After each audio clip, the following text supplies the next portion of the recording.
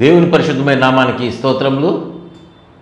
దేవుని యొక్క మాటలు వినడానికి కర్మేలజ్ఞ అనేటువంటి మా ఈ ఆధ్యాత్మిక కార్యక్రమాన్ని వీక్షించడానికి దేవుని సన్నిధిలో ఏకీభవించినటువంటి మీ అందరికి కూడా ప్రభునామమున ప్రేమపూర్వకంగా వందనాలు తెలియజేస్తూ ఉన్నాం. మిమ్మల్ని అందరినీ కూడా ఈ యొక్క కార్యక్రమానికి ఆహ్వానిస్తూ ఉన్నాం. ఇదే దేవుని బిడ్డలారా, ఎలా ఉన్నారు మీరందరూ? చాలా బాగున్నారు, సంతోషంగా ఉన్నారని నేను నమ్ముతా ఉన్నా. ఎందుకంటే దేవునిలో ఎదుగుతూ ఉన్నారు కదా, దేవుని మాటలు వింటూ ఉన్నారు, ఆయన మాట ప్రకారంగానే నడుస్తూ ఉన్నారు. ఒకవేళ ఎవరైనా కొద్దిగా దేవునికి దూరంగా ఉంటే దేవుని యొక్క ప్రేమ చాలా విలువైనది. ఆయన ప్రేమగా పిలుస్తూ ఉన్నాడు. ప్రయాసపడి భారం మోయిచున్న సమస్త జనులారా నా యొద్దకు రండి, నేను మీకు విశ్రాంతినిస్తానని ఆయన చెప్పినటువంటి మాటను బట్టి మనం ఆయన యొద్దకు వెళ్ళినట్లయితే మన భారమంతా తొలగించి మనకు శ్రేష్టమైనటువంటి ఆశీర్వాదమును విశ్రాంతిని ఆయన అనుగ్రహిస్తాడు. అటువంటి కృప ప్రభువు మీకు అందరికీ దయచేయునుగాక. ఆమేన్. దేవుని యొక్క వాక్యాన్ని మనము ధ్యానం చేసుకుందాం. క్రిస్మస్ సందేశాలను మనం వింటూ ఉన్నాం కదా. నేటి దినం కూడా ఒక మాటను మనం జ్ఞాపకం చేసుకుందాం. ప్రభువారు మనకు ఎలా ఉన్నారు అనేటువంటి ఆ మాట మనం చూసినట్లయితే యెషయా ప్రవక్త ద్వారా తెలియజేయబడినటువంటి ఒక ప్రవచనము. యెషయా గ్రంథము 9వ అధ్యాయము 2వ వచనాన్ని చదువుతున్నాను. ధ్యానాంశముగా చదువుకుందాం. చూడండి, బైబిల్స్ తీసుకొని చూడండి. చీకటిలో నడుచు జనులు గొప్ప వెలుగును చూచుచున్నారు. మరణ ఛాయ గల దేశ నివాసుల మీద వెలుగు ప్రకాశించును. దేవుడి మాటలు మన వినికిడిలో ఆశీర్వదించునుగాక. ఆమేన్. అందరము ఆమేన్ అని చెప్దామా? ఆమేన్. ప్రియ దేవుని బిడ్డలారా, చీకటిలో నడుచు జనులు, ప్రజలు ఎక్కడ జీవిస్తూ ఉన్నారు, ఎక్కడ నడుస్తూ ఉన్నారు? వారి జీవితాలు క్షేమంగానే ఉన్నాయి, ఆరోగ్యకరంగా ఆశీర్వాదకరంగా ఉన్నట్లుగానే ఉన్నాయి. అయితే ఆ యొక్క నడక క్షేమంగా ఉన్నదా లేదా అనేటువంటిది ఆలోచన చేస్తే మేము బాగానే ఉన్నామండి, బాగానే బ్రతుకుతున్నామండి అంటారు వాళ్ళని అడిగితే. కానీ రాబోయేటువంటి దినాలలో భవిష్యత్తులో మన జీవితం ఏమవుతుంది? ఈ లోక సంబంధంగా ప్రక్కన పెడదాం. ఈ లోక సంబంధమైన జీవితం మనం ఎంతకాలం బ్రతుకుతాం? 60 సంవత్సరాలు, 70 సంవత్సరాలు, లేకపోతే 80 సంవత్సరాలు. 100 సంవత్సరాలు ఎవరు బ్రతకటం లేదు కదా. ఏదో ఒక దినాన ఈ లోకాన్ని మనము విడిచి వెళ్ళిపోతూ ఉన్నాం. మనందరికీ తెలిసినటువంటి సత్యమే. ప్రతి ఒక్కరు కూడా లోకయాత్ర ముగించేటువంటి వాళ్ళే. అయితే ఆ తర్వాత మన పరిస్థితి ఏంటి? అది ఆలోచన చేయట్లా.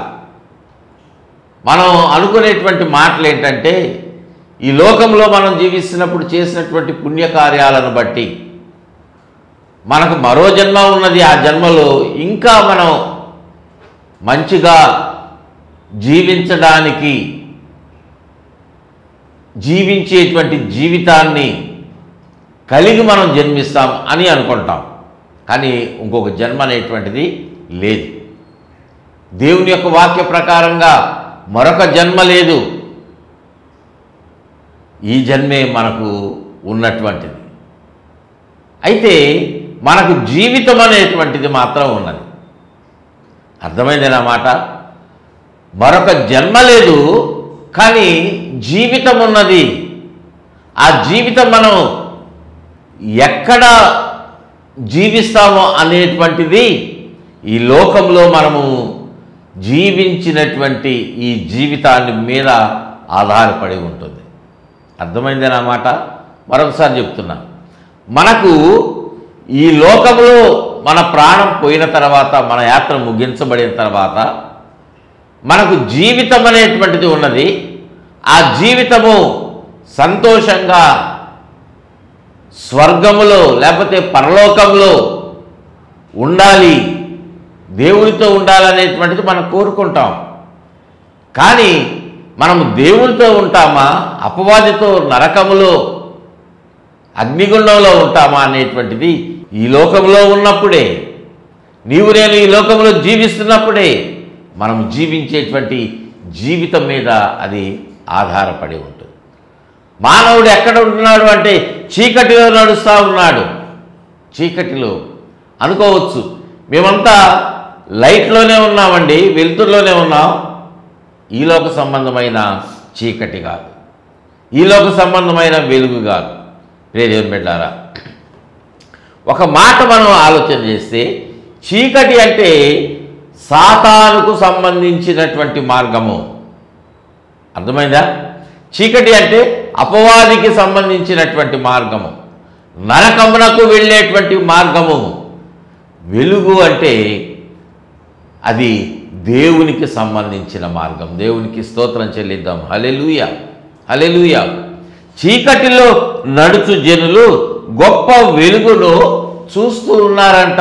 ప్రవక్త అంటున్నాడు, ప్రజలేమో చీకట్లో ఉన్నారు, చీకట్లో నడుస్తూ ఉన్నారు, కానీ వారికి గొప్ప వెలుగును చూచేటువంటి కృప పరిశుద్ధాత్మ దేవుడు అనుగ్రహిస్తూ ఉన్నాడు. దేవునికి మహిమ కలుగునుగాక. హల్లెలూయా. అంత మాత్రమే కాదు, ఆ యొక్క వచనంలో రెండో భాగంలో మనం చూస్తే, రెండో వచనంలో మరణ ఛాయ గల దేశ నివాసుల మీద వెలుగు ప్రకాశించును. ఈ మాట జాగ్రత్తగా వినండి. మరణ ఛాయ గల దేశ నివాసుల మీద, దేశంలో నివసించేటువంటి వాళ్ళు కొంతమంది ఉన్నారు. వాళ్ళు నడిచేటువంటి మార్గమును బట్టి వాళ్ళ పరిస్థితి ఎలా ఉన్నది అంటే మరణ ఛాయలో వాళ్ళు ఉన్నారంట. ఛాయ అంటే నీడ. మరణపు నీడలో వాళ్ళు నడుస్తూ ఉన్నారు, జీవిస్తూ ఉన్నారు. ప్రియ దేవుని బిడ్డలారా, ఛాయ అంటే ఎంత దూరం ఉంటుంది, నీడ మనకు ఎంత దూరం ఉంటుంది? నేను ఇక్కడ ఉన్నాను అంటే నా నీడ నా ప్రక్కనే ఉంటుంది కదా, నన్ను ఆనుకొని నాతో పాటే వస్తూ ఉంటుంది. అది ఎక్కడికి వెళ్ళినా కూడా, ఎక్కడికి వెళ్ళినా కూడా, ఏ సమయమైనా అది మనతోటే ఉంటుంది. దేశములో ఉన్నటువంటి నివాసుల మీద, చీకటిలో నడిచేటువంటి ఆ యొక్క ప్రజల మీద వాళ్ళకి మరణమునకు సమీపంగా వాళ్ళు ఉన్నారు. మరణ ఛాయ కలిగినటువంటి దేశ నివాసులు ఉన్నారు. అయితే వాళ్ళ మీద వెలుగు ప్రకాశిస్తూ ఉన్నదంట. దేవునికి మహిమ కలుగునుగాక. హల్లెలూయా. చీకటిలో నడిస్తే వాళ్ళు ఎన్నోసార్లు పడిపోతూ ఉన్నారు. చీకటిలో నడిస్తే వారు క్రింద పడినప్పుడల్లా అనేక గాయాలు వాళ్ళకు అవుతూ ఉన్నాయి. ఆ సమయంలో మానవుని యొక్క జీవితం ఉంటే, పాపముతో కూడినటువంటి పరిస్థితులలో జీవితంలో వాళ్ళు జీవిస్తూ ఉంటే, దేవుడు ఎలా ఉన్నాడో తెలుసా? వెలుగుగా ప్రకాశిస్తూ ఉన్నాడంట. దేవునికి స్తోత్రం చెల్లిద్దాం. హల్లెలూయా. మానవుడు దేవుణ్ణి విడిచి దూరంగా వెళ్ళిపోయి పాపము చేసినప్పటికీ కూడా దేవుడు ప్రేమ కలిగిన వాడుగా ఉండి మరణానికి సమీపంగా ఉన్నటువంటి వారికి దగ్గరగా ఆయన వెళుతూ ఉన్నాడు. వాళ్ళ మీద తన వెలుగును ప్రకాశింపజేస్తూ ఉన్నాడు. ఎందుకంటే ఆయన వెలుగై ఉన్నాడు. దేవునికి మహిమ. వెలుగై ఉన్నటువంటి వాడు క్రీస్తు.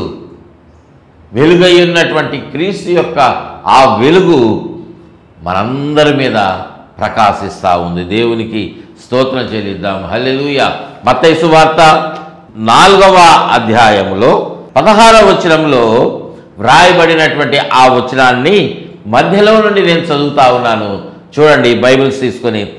సముద్ర తీరమున అన్యజనులు నివసించు గలిలయేయు చీకటిలో కూర్చుండి ఉన్న ప్రజలను గొప్ప వెలుగును చూచిరి. అంత మాత్రమే కాదు, మరణ ప్రదేశములోను మరణ ఛాయలోను కూర్చుండి ఉన్న వారికి వెలుగు ఉదయించెను. ఉదయించెను. యెషయా ప్రవక్త ద్వారా 9వ అధ్యాయంలో తెలియచేయబడినటువంటి ఆ ప్రవచనము ఇక్కడ నెరవేర్పులోనికి వస్తూ ఉంది. నెరవేర్పులోనికి వచ్చేసింది ఆల్రెడీ. మనం ఎక్కడున్నాము అంటే మరణ ఛాయ కలిగినటువంటి దేశంలో ఉన్నాం. మరణములకు ప్రక్కనే మనం నడుస్తూ ఉన్నాం. ఎప్పుడు మనం ప్రాణం పోతుందో మనకు తెలియనటువంటి స్థితి, పరిస్థితులేం బాలేదు. అటువంటి వ్యతిరేకమైనటువంటి పరిస్థితులలో నీవు నేను జీవిస్తూ ఉన్నాం ప్రియ దేవుని బిడ్డలారా. కానీ మనము మన జీవితం ఎలా ఉంది, ఎట్లా ఉంది, ఎక్కడుందనేటువంటిది అసలు మర్చిపోతున్నాం, ఆలోచించేట్లా. మనము వ్యాధిగ్రస్తులముగా, శరీర సంబంధముగా మనకు అనారోగ్యము కలిగితే, మనకు కలిగినటువంటి ఆ రోగం మనకు తగ్గకపోతే, ప్రమాదంగా మారిపోతే, అప్పుడు మనం ఆలోచన చేస్తాం మన పరిస్థితి ఏంటి, మన పరిస్థితి ఏంటి అని. తర్వాత నా జీవితం ఏంటి, నాకు విడుదల ఉంటుందా, ఏ డాక్టర్ దగ్గరికి వెళ్ళాలి, ఎన్ని మందులు వాడాలి, ఇలాగ ఆలోచన చేస్తాం. కానీ నా జీవితము ఈ లోకంలో కొద్ది కాలమే, అది ముగిసిన తర్వాత నా పరిస్థితి ఏంటని ఎప్పుడైనా ఆలోచన చేశారా? ఏ రోజైనా ఆలోచన చేసావు ప్రియ యవ్వన బిడ్డ? నో. నా జీవితము, నేను చదువుకున్నటువంటి చదువు ఈ దేశంలో కాదు, నేను ఫారెన్లో ఉద్యోగం చేస్తాను, యుఎస్ వెళ్ళాలి, లేకపోతే ఆస్ట్రేలియా వెళ్ళాలి, దుబాయ్ వెళ్ళి ఉద్యోగం చేసి నేను బాగా సంపాదించాలి అనేటువంటిదే నీ ఆలోచన. కానీ తర్వాత నీ పరిస్థితి ఏంటి? నీ డబ్బు నిన్ను కాపాడలేదు. నీకున్నటువంటి హోదా, నీ ఉద్యోగము, నీకున్నటువంటి సకల ఆస్తిపాస్తులు ఏవి నిన్ను విడిపించలేవు, మరణ ఛాయలో నుండి నిన్ను రక్షించలేవు. అటువంటి స్థితిలో ఉన్నటువంటి నీకు వెలుగు ఎవరంటే యేసయ్యే. యేసే నీకు వెలుగు. వెలుగయ్యున్నటువంటి వాడుగా ప్రభువారు నీకు నాకు ఉన్నారు ప్రియా దేవుని బిడ్డలారా. ఈ సత్యాన్ని మనం గుర్తించాలి. ఆయన ఎలాంటి వెలుగుగా ఉన్నాడో తెలుసా? ఆయన మరణ ఛాయ కలిగినటువంటి ప్రదేశంలో నీవు నివసిస్తూ ఉంటే, ప్రవక్తల యొక్క ప్రవచనాలను నెరవేరుస్తూ ఈ లోకంలో జన్మించినటువంటి యేసయ్య ఎలాంటి వెలుగుగా ఉన్నాడు అంటే, అక్కడ లేఖనము చెప్తా ఉంది, ఆయన జీవపు వెలుగు. జీవపు వెలుగు. యోహాను సువార్తలో మనం ఒక మాట చూచినట్లయితే, యోహాను సువార్త 8వ అధ్యాయంలో 12వ వచనంలో మనము చూసినట్లయితే, మరలా యేసయ్య చెప్తున్నటువంటి మాట, నేను లోకములకు వెలుగును, నన్ను వెంబడించువాడు చీకటిలో నడువక జీవపు వెలుగు కలిగి ఉండునని వారితో చెప్పాను. దేవునికి స్తోత్రం చెల్లిద్దాం. హల్లెలూయా. యేసయ్య స్వయంగా అంటున్నటువంటి మాట మనం చదివాము కదా యోహాను సువార్తలో. నేను లోకమునకు వెలుగును అని అంటూ ఉన్నాడు. ప్రియ దేవుని బిడ్డలారా, మనము చీకటిలో ఉంటే, పగలైపోయి చీకటి అవ్వగానే మన ఇంట్లో కానీ, మనం చేస్తున్నటువంటి పనిచేస్తున్న ఆఫీస్లో కానీ లైట్స్ ఆన్ చేసుకుంటాం. పవర్ పోతే జనరేటర్ వాడతాం, లేకపోతే ఇంట్లో అయితే ఇన్వర్టర్ యూజ్ చేస్తూ ఉన్నాం. కానీ వాటికి కొంత ఖర్చు ఉన్నది. జనరేటర్ కొనాలన్నా, దాన్ని మెయింటైన్ చేయాలన్నా ఖర్చు అవుతుంది కదా. ఆ ఖర్చు అనేటువంటిది మనకి ఏమీ లేకుండా మన జీవితాన్ని వెలిగించేటువంటి ఆ వెలుగుగా యేసయ్య అంటున్నాడు, నేను లోకమునకు వెలుగును. నేను ఎవరైతే మరణ ఛాయలో ఉంటున్నారో వారికి నేను వెలుగును అని ప్రభువారు మాట్లాడుతూ ఉన్నారు. నన్ను వెంబడించండి అని చెప్తా ఉన్నారు. నన్ను వెంబడించువాడు ఎక్కడ నడవడంట? చీకటిలో నడువక. యేసయ్యను వెంబడిస్తే నువ్వు చీకటిలో నడవవు ప్రియ దేవుని బిడ్డలారా, వెలుతురులో నడుస్తావు. ఎందుకంటే ఆయన వెలుగుగా ఉన్నాడు కదా, నీ మార్గానికి వెలుగుగా ఉన్నాడు కదా. నీ వాక్యము నా పాదములకు దీపమును, నా త్రోవకు వెలుగై ఉన్నది. కీర్తనాకారుడు అంటున్నాడు 119వ కీర్తన, మన పాదములకు వెలుగుగా ఉన్నది దేవుని యొక్క వాక్యం. వాక్యం అంటే దేవుడే. వాక్యం అనేటువంటి పేరుతోటి ఆయన ఉన్నటువంటి వాడుగా ఉన్నాడు. మనం చదువుతున్నటువంటి ఈ యొక్క వాక్యములో తెలియజేయబడినటువంటి ప్రతి మాట యేసయ్యను గురించి చెప్తున్న మాటలే, యేసయ్య చెప్తున్న మాట. ఆయనను వెంబడించేటువంటి వాడు చీకట్లో నడవక ఎట్లా ఉంటాడంట, జీవపు వెలుగు కలిగి ఉంటాడని ప్రభువారు చెప్తా ఉన్నారు. దేవునికి మహిమ కలుగునుగాక. హల్లెలూయా. ఒక మాట ఆలోచన చేయండి, మీరు ఏ వెలుగులో నడుస్తూ ఉన్నారు? జీవపు వెలుగులో మీ నడక ఉన్నదా లేదా? నేను బ్రతకడానికి బాగున్నాను కాబట్టి అదే నా జీవితం అన్నట్లుగా మీరు నడవద్దు. ఆ మార్గం వద్దు, అది చీకటేమో. దేవుని యొక్క వాక్యం మీకు తెలియజేయబడినటువంటి రీతిగా, బోధించబడినటువంటి రీతిగా మీ జీవితాలను దేవునికి సమర్పించుకొని మీరు నడవండి. దేవుడు మిమ్మలను వెలుగులో నడిపిస్తాడు. దేవునికి స్తోత్రం చెల్లిద్దాం. హల్లెలూయా. మరొకరికి అది ఎలా ఉన్నదంటే ఆశ్చర్యకరమైన వెలుగని అపోస్తుడైన పేతురు చెప్తా ఉన్నాడు. చూడండి, పేతురు రాసినటువంటి మొదటి పత్రిక 2వ అధ్యాయము 9వ వచనం. అయితే మీరు చీకటిలో నుండి ఆశ్చర్యకరమైన తన వెలుగులోనికి మిమ్మును పిలిచినటువంటి వాని యొక్క గుణాతిశయములను ప్రచురము చేసేటువంటి వాళ్ళుగా ఉండాలి. ఇక్కడ ఒక వెలుగు అనేటువంటి మాట మనం చూసాం. ఆ వెలుగు ఎలా ఉంది? ఆశ్చర్యకరమైన వెలుగు. ఆశ్చర్యకరమైనది. ఎందుకంటే మనము ఎక్కడున్నాము అంటే చీకటిలో ఉన్నాం.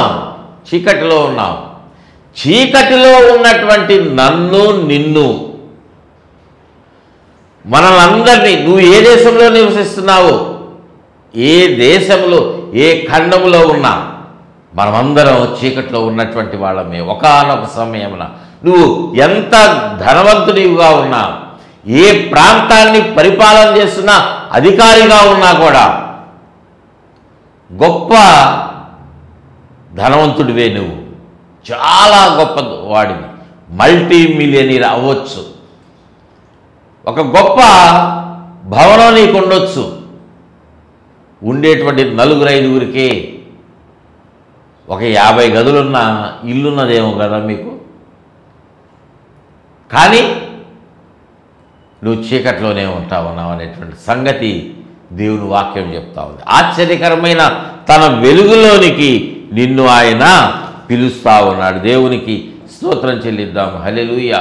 ప్రభువారు ఎలాంటి వెలుగు అంటే ఆశ్చర్యకరమైన వెలుగు. ఆశ్చర్యకరమైన వెలుగు. కొరింథీయులకు రాసినటువంటి 2వ పత్రికలో 4వ అధ్యాయము 4వ వచనంలో అక్కడ ఒక మాట తెలియజేయబడింది. దేవుని స్వరూపి అయిన క్రీస్తు మహిమను కనపరచు సువార్త ప్రకాశము వారికి ప్రకాశింపకుండు నిమిత్తము. చూసారా? దేవుని యొక్క సువార్త మనకు తెలియజేసేటువంటి ముఖ్యమైనటువంటి అంశం ఏంటంటే యేసయ్య దేవుని యొక్క స్వరూపంలో ఉన్నాడు. క్రీస్తు దేవుని యొక్క స్వరూపంలో ఉన్నాడు.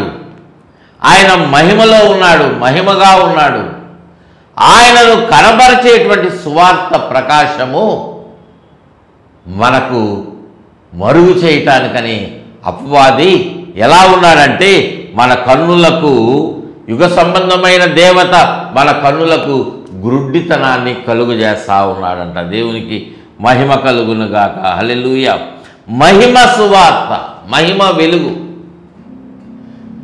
వెలుగైనటువంటి వాడు ప్రభువారు. ఆయన మహిమగా ఉన్నాడు అంటే ఆ వెలుగు మహిమగా ఉన్నది. మనము ప్రార్థన చేస్తే మన చుట్టూరా దేవుని మహిమ ఉంటుంది. మనం వెళ్ళినటువంటి స్థలములో మహిమతో దేవుడు ప్రత్యక్షమవుతూ ఉంటాడు. విన్నారా ఈ మాట? మనము ఏ స్థలానికి వెళ్ళినా అక్కడ మహిమ ఉండదు. సినిమా హాల్కి వెళ్ళామనుకోండి, మహిమ ఉంటుందా? ఉండదు.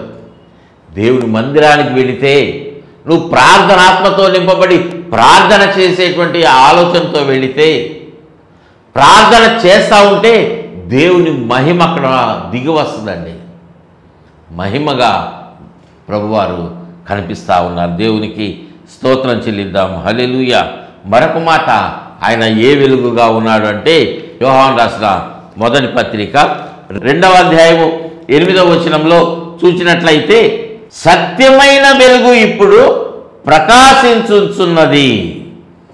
ఏ వెలుగంట? వినారా వాక్యం? సత్యమైన వెలుగు. ఆ వెలుగు సత్యమైనది. ఎందుకంటే అది ఆయన యందును మీ యందును అది సత్యమే. ఆ మాట రాయబడింది అక్కడ. కనుక అది ఆయన యందును మీ యందును సత్యమే. సత్యముగా ప్రభువారు ఉన్నారు. నేనే మార్గమును, నేనే సత్యమును, నేనే జీవము, నేనే సత్యమని ఆయన స్టేట్మెంట్ ఇచ్చారు కదా.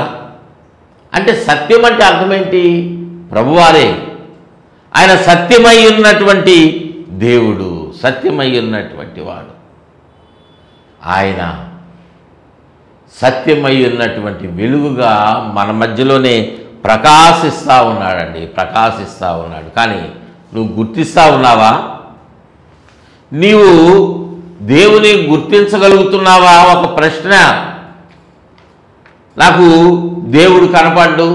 చాలామంది అనుకుంటారు, నేను కష్టాల్లో ఉన్న దేవుళ్ళను చూడటం లేదు, నేను ఇబ్బందుల్లో ఉన్నా, నేను ప్రార్థన చేస్తూ ఉన్నా, ఆయన నాకు ప్రత్యక్షం అవటం లేదు, నా కష్టం తీరడం లేదు, ఎంతకాలం నేను ఈ యొక్క కష్టాన్ని భరించాలి, ఎంతకాలం నేను అనుభవించాలి అని అనుకుంటున్నారేమో.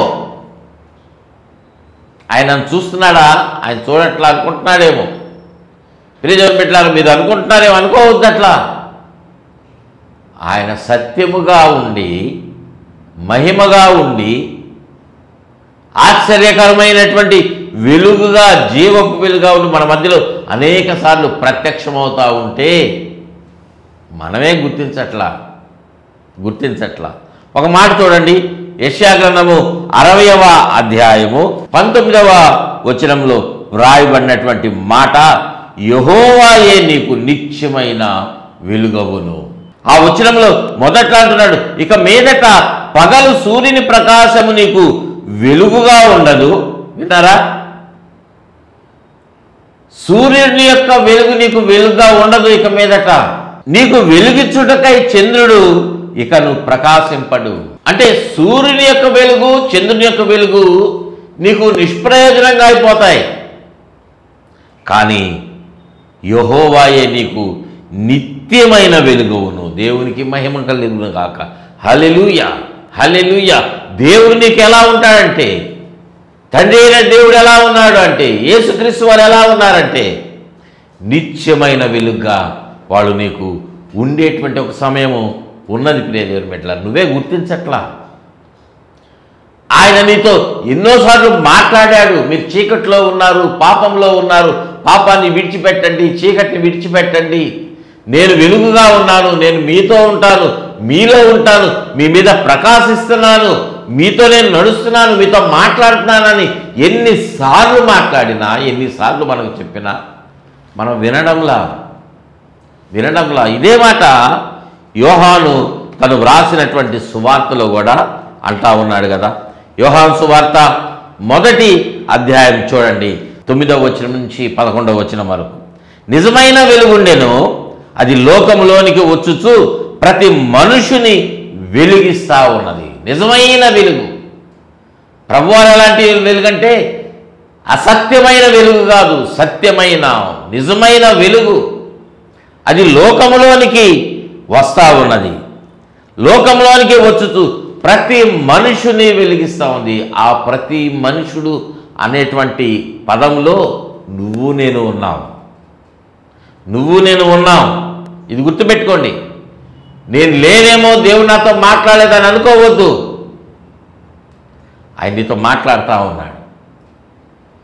ప్రతి మనుషుని వెలిగించుచూ ఉన్నది. ఆయన లోకంలో ఉండెను, లోకము మన మూలముగా, లోకం ఆయన మూలముగా కలిగెను. ఆయన లోకంలో ఉన్నాడు, లోకము ఆయన మూలముగా కలిగెను, కానీ లోకము ఆయనను తెలుసుకోలేదు. ప్రియమైన బిడ్డలారా, దేవుణ్ణి తెలుసుకోలేనటువంటి భయంకరమైన స్థితిలో లోకం వెళ్ళిపోతూ ఉంది. ఆయన మన మధ్యలో తిరుగుతూ ఉన్నాడు, ప్రకాశిస్తూ ఉన్నాడు. కానీ లోకం ఆయనను గుర్తించటంలా. ఎప్పుడైతే నేను చీకట్లో ఉన్నాను, నేను మరణంలో ఉన్నాను, పాపంలో ఉన్నాను అని నువ్వు గుర్తిస్తావో వెలుగు కొరకు నువ్వు ప్రయత్నం చేస్తావు. నేను చీకట్లో ఉన్నా, నాకు వెలుగు కావాలని నువ్వు పరీక్షించుకుంటే పరీక్షించి నిజమైన వెలుగు ఎక్కడో నువ్వు వెతుకుతావు. ఆ వెలుగు ప్రభువారే అని నువ్వు గుర్తించగలుగుతావు. ఎప్పుడైతే నువ్వు వెలుగైనటువంటి క్రీస్తుని గుర్తించి నీలోనికి ఆహ్వానిస్తావో నీ జీవితము వెలుగుమయంగా ఉంటుంది, ఆశీర్వాదకరంగా ఉంటుంది. కనుక ఇంకా ఏమాత్రం ఆలస్యం చేయవద్దు. ప్రభువారు నీకోసమే ఈ లోకంలో జన్మించారనేటువంటి సత్యాన్ని తెలుసుకొని ఆయన దగ్గరకు రండి, ఆయన సన్నిధిలో ప్రార్థన చేయండి, మీ పాపాలు విడిచిపెట్టండి, పాపాలు ఒప్పుకొని పాపక్షమాపణ పొంది బాప్తిజం పొందండి, సంఘంలో చేర్చబడండి. దేవుని యొక్క వెలుగు మీ మీద ప్రకాశిస్తుంది. అటువంటి కృప పరిశుద్ధాత్మ దేవుడు మనకందరికీ దయచేయునుగాక. ఆమేన్. చిన్నమాట ప్రార్థన చేసుకుందాం. స్తోత్రం నాయన, ప్రేమ కలిగిన తండ్రి, మీకు వందనాలు, స్తుతులు, స్తోత్రాలు చెల్లిస్తూ ఉన్నాము.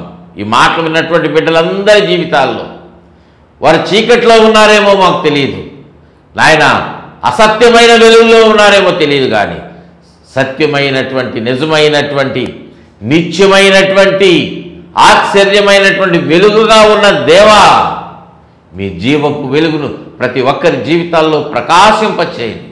వెలుగుగా ఉండి వారి జీవితాలను, ప్రతి ఒక్కరి జీవితాలను వెలిగించి మీ సన్నిధిలో నడిపించి బలపరచమని, ప్రభువు వారిని ఆశీర్వదించమని, ప్రతి సమస్య నుంచి విడిపించమని, అది అనారోగ్యమైన ఏదైనా సరే విడుదల దయచేసి వెలుగుగా వారి జీవితాలలో మీరు ప్రకాశించమని, ఆశీర్వదించమని మీకే సమర్పించుకుంటే యేసయ్య నామమున అడిగి వేడుకుంటున్నాం తండ్రి. ఆమేన్, ఆమేన్, ఆమేన్. తండ్రి అయిన దేవుని ప్రేమ, ప్రభువుని రక్షకుడైన యేసుక్రీస్తు వారి కృప, పరిశుద్ధాత్మ దేవుని యొక్క అన్యాయమైన సన్నిధి సహవాసం సదాకాలం తోడుగా ఉండి నడిపించి బలపరిచి వర్ధిల్ల చేయునుగాక.